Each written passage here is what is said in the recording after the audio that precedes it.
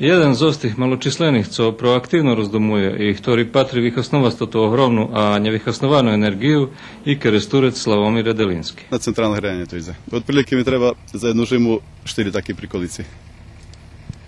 A jak to dozirujete do peca? Nie, tak normálno, jak nič pec nie prepraviany, znači keľo, jak normálno keď topí. Topenie celkom normálne, nič pec nie treba prepravljať, znači mám takú jednu košarku plastičnú, otprilike keľo što do peca mjeseci naraz vysypem i to traje povedzme taký 3 hodiny. I posle 3 hodiny znova, jak je normálno što topi, takže mám nie taký posebný.